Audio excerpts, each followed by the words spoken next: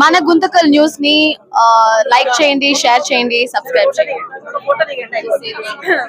మన గుంతకల్ న్యూస్ లో లైక్ చేయండి, సబ్స్క్రైబ్ చేయండి అండ్ షేర్ చేయండి. థాంక్యూ. మన గుంతకల్లు న్యూస్ కి స్వాగతం.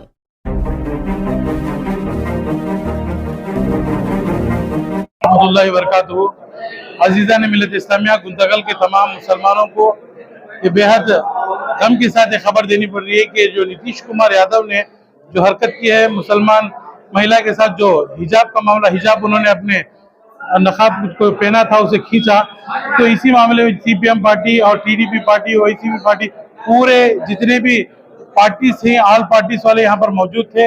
इन्हीं के में ये तय हुआ है कि एक रैली काटना है ताकि नीतीश कुमार तक ये बात पहुंच सके कि मुसलमानों पर अगर हाथ डाला तो कहां तक अंजाम बुरा हो सकता है. जैसे कि पिछली तारीख में हिजाब का मामला जब कर्नाटक में आया था तो कर्नाटक में सियासत तक भी गिर गई. तो हिजाब जो है शरीयत में मुदाखलत करने की नीतीश कुमार ने मुदाखलत की है.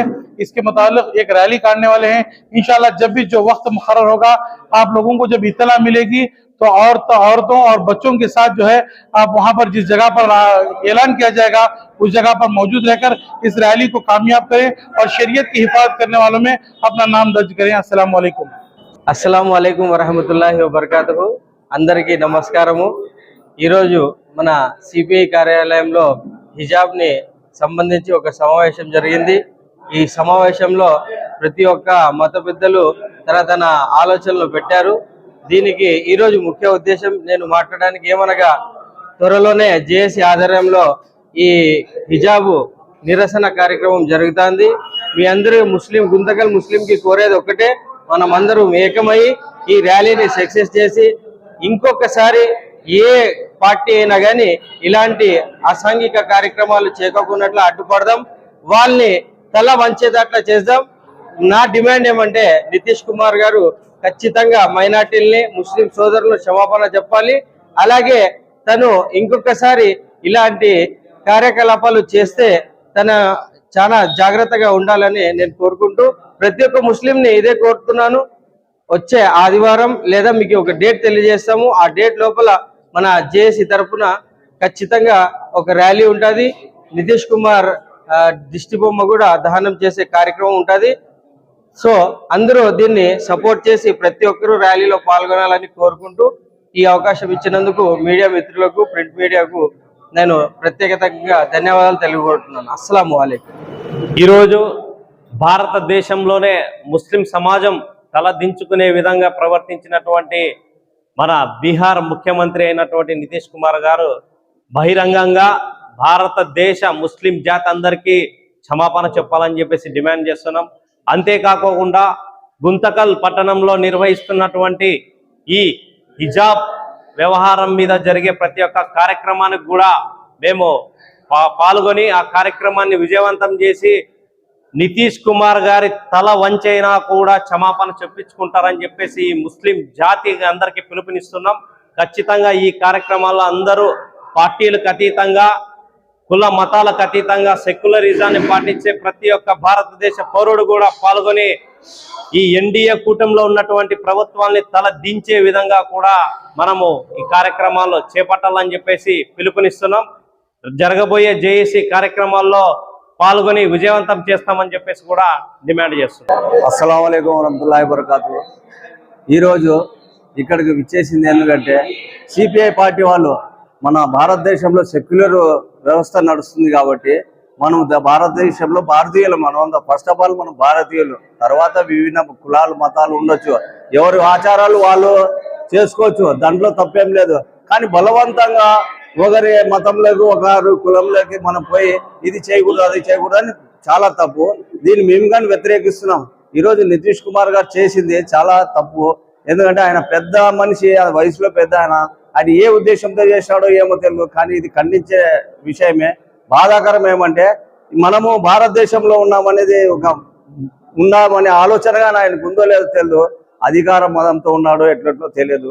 కానీ తప్పండి, ఇది ఏ విషయంలో కానీ మన గుంటకల్ పట్టణంలో ఏదైనా ముందుగా ఏదైనా జరగాలంటే సిపిఐ వాళ్ళకి ప్రత్యేక కృతజ్ఞతలు తెలియజేస్తున్నాను. వాళ్ళు మైనారిటీ సమస్య కానీ వేరే సమస్యలు కానీ ముందు వాళ్ళు తీసుకుపోతున్నారు. వాళ్ళకి ధన్యవాదాలు తెలియజేస్తూ ఇక ముందు కానీ మా వంతు కృషి మా వంతు సాయంగా ఏదన్నా పిలిపివ్వండి. ఈరోజు జరిగిన సమావేశానికి మేమంతా అంగీకరిస్తూ ఫర్దర్ గా ఫ్యూచర్ లో ఏమన్నా చేయాలనుకుంటే మేమంతా సహకరిస్తాం, ఎక్స్పెషల్ మేము సహకరిస్తామని ఈ విషయం తెలియజేస్తూ సెలవు తీసుకుంటాం. ఇక్కడ విచ్చేసిన మీడియా మిత్రులకు అందరికీ అస్సలాము అలైకుం. ఈ రోజు మన సిపిఐ పార్టీ ఆధ్వర్యంలో నితీష్ కుమార్ గారు చేసిన ఒక కార్యక్రమాన్ని గురించి ఈరోజు ఒక రౌండ్ టేబుల్ సమావేశం నిర్వహించడం జరిగింది. ఇక్కడ ఈ రౌండ్ టేబుల్ సమావేశంలో పాల్గొన్న మన ముస్లిం సోదరులు కూడా చాలా ఒక్కొక్కరు ఒక్కొక్క ఆలోచనలు చెప్పారు. ఇప్పుడు ఈ రోజు మీకు జరిగిన విషయం ఇంకోసారి ఎవరికి జరుపుకోకున్నట్లా ఉండాలంటే అతను నుంచి ఖచ్చితంగా క్షమాపణ కోరుతున్నాం. మేము ఖచ్చితంగా అతను క్షమాపణ చెప్పే వరకు అయితే వదిలిపెట్టే ప్రసక్తి లేదు.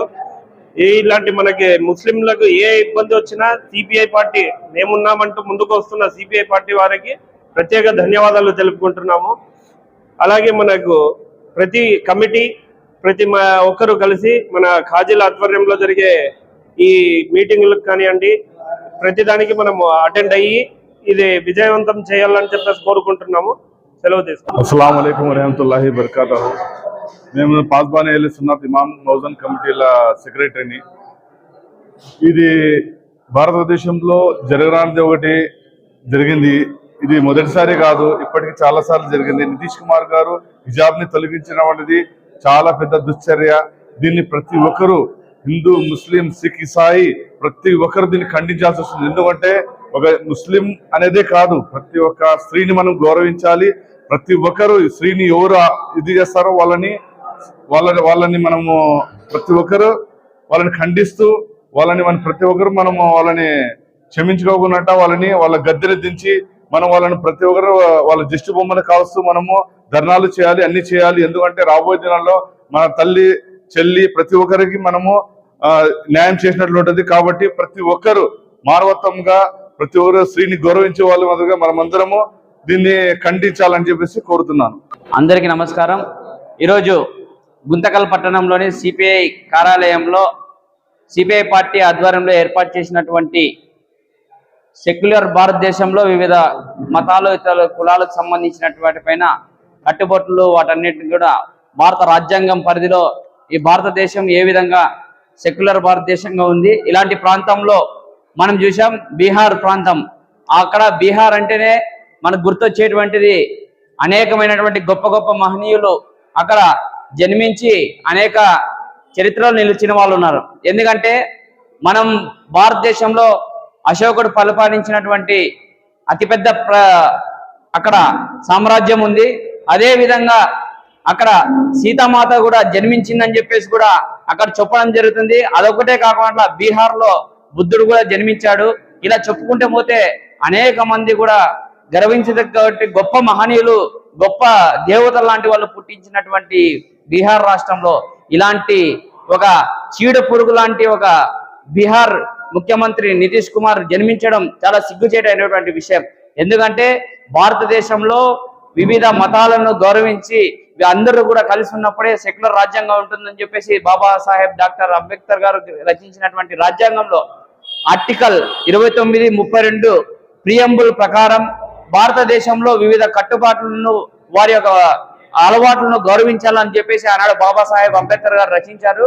అయితే ఈనాడు ఇలాంటి చీడ పురుగులు ఎన్డీఏ కూటమిలో ఉంటూ ఈరోజు భారతదేశంలో మా మైనార్టీ సోదరైనటువంటి డాక్టరేట్ తీసుకున్నటువంటి సందర్భంలో ఆమె యొక్క హిజాబ్ను తొలగించే విధంగా ఆ రోజు చేసినటువంటి చాలా దురదృష్టంగా మేమంతా కూడా భావిస్తున్నాం. ఎందుకంటే ఈరోజు భారతదేశంలో ఎంతగానో పూజింపబడినటువంటి సీతామాత పుట్టినటువంటి అక్కడ ప్రాంతంలో ఇలాంటి ఒక చీడు పురుగు లాంటి ఈ బీహార్ నితీష్ కుమార్ గారు సీఎం గారు ఉండడం అనేటువంటిది ముమ్మాటికి దుర్మార్గం. ఎందుకంటే ఈ యొక్క నితీష్ కుమార్ ఈ రోజు కొత్త కాదు, గతంలో అసెంబ్లీ సాక్షిగా కూడా మహిళను కించపరుస్తూ మహిళల యొక్క జన్మను కించపరుస్తూ ఆయన అనేక సార్లు కూడా మహిళల పట్ల అనుచితంగా ప్రవర్తించి క్షమాపణలు చెప్పిన ఘనత కూడా ఈ బీహార్ ముఖ్యమంత్రికి ఉంది. అదే తరుణంలో ఇప్పుడు కూడా ఏదైతే గతంలో కర్ణాటక రాష్ట్రంలో ఒక మహిళను హిజాబ్ ధరించిందని చెప్పేసి ఒక విద్యార్థిని ఏ విధంగా అవమానం జరిగితే ఈ రోజు రాష్ట్రంలో కూలిపోయి కాంగ్రెస్ ప్రభుత్వం సెక్యులర్ రాజ్యం వెళ్తుంది. అలాగే బీహార్ లో కూడా ఖచ్చితంగా నితీష్ కుమార్ కి అక్కడ ఉన్నటువంటి ప్రజలే కాదు, దేశం మొత్తం ఉన్నటువంటి ప్రజలందరూ కూడా సరైనటువంటి బుద్ధి చెప్తారని, అతనికి పైన ఖచ్చితంగా కూడా యాక్షన్ తీసుకుంటే అతన్ని ఖచ్చితంగా ముఖ్యమంత్రి పదవి నుంచి తొలగించాలని చెప్పేసి కూడా మేము డిమాండ్ చేస్తున్నాం. ఈరోజు గుంటకల్ పట్టణం నందు సిపిఐ పార్టీ ఆఫీసులో మైనార్టీల యొక్క అందరినీ పిలిపించి, మైనార్టీ క్రిస్టియన్ అన్ని కులాల వాళ్ళని పిలిపించి మీటింగ్ పెట్టడం జరిగింది.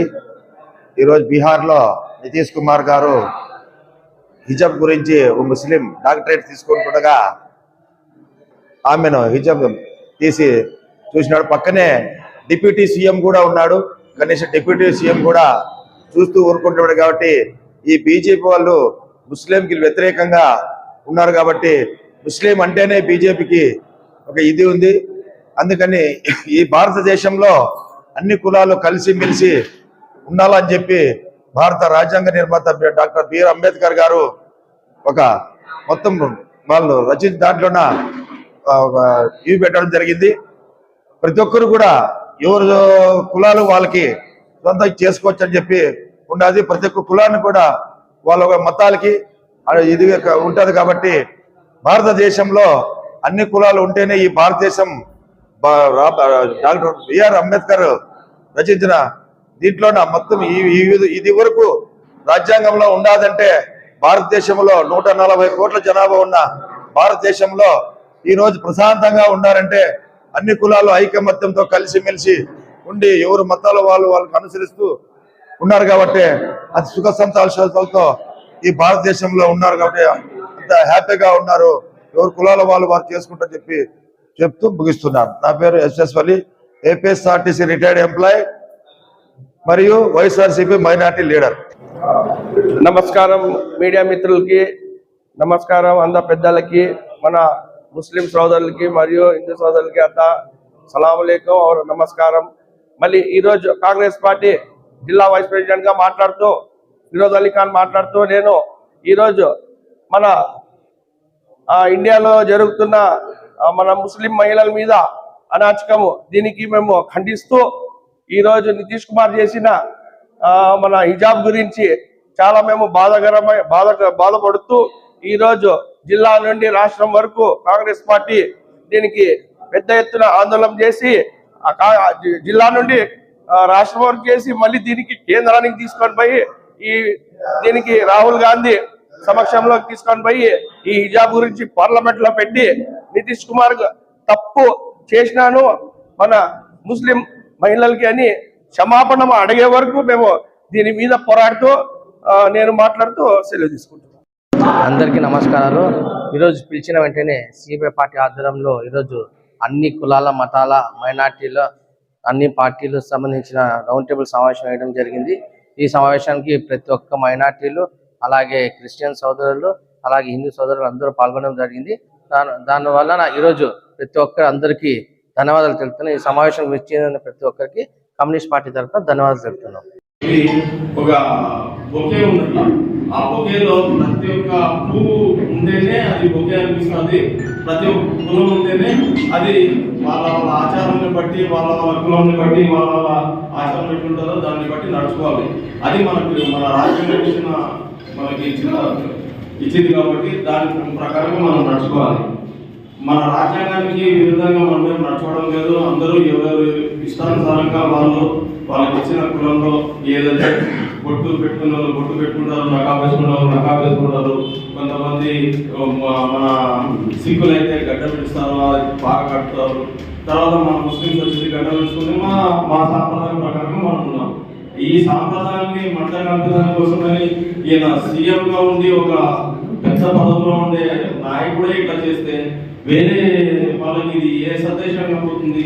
ఈ సందేశాన్ని మేము కూడా దీన్ని ఇది చేసిన ఈ విచారాన్ని మేము కూడా మా అనిమల్ కమిటీ తరఫున ఖండిస్తున్నాము. దీనికి కావాల్సిన వేరే ఏదైనా కమిటీ వాళ్ళు అందరూ చేసి కలిపి మేము ఊరేగింపుగా చేయాలనుకుంటున్నాము. ఆ కమిటీలో కూడా మా భాగస్వామ్యం కూడా ఉంటుందని ఈ సభాముఖంగా నేను తెలుపుతున్నాను.